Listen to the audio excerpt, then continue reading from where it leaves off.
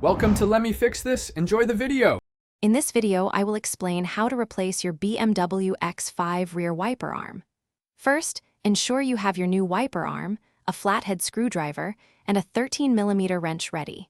Begin by gently lifting the old wiper arm away from the rear window. You will then see a small plastic cap at the base of the arm, which covers the mounting nut. This initial step prepares you for a smooth replacement process. Now, let's remove the old wiper arm. Take your flathead screwdriver and carefully pry off the small plastic cap. This will expose the retaining nut underneath. Using your 13mm wrench, loosen and remove this nut completely. Once the nut is off, gently but firmly pull the entire old wiper arm straight off the spline post. Avoid twisting to prevent damage to the post. With the old arm removed, it's time to install the new one. Carefully align the new wiper arm with the spline post, ensuring it sits flush. Push the new arm firmly onto the post until it is fully seated. Next, place the retaining nut back onto the post and tighten it securely with your 13mm wrench.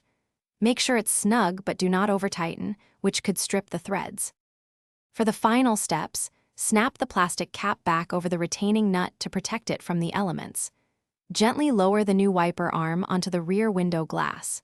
Before you finish, turn on your vehicle and activate the rear wiper to ensure it operates smoothly and clears the window effectively.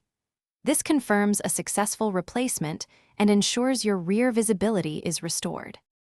Thanks for watching. If you found this helpful, don't forget to like and subscribe.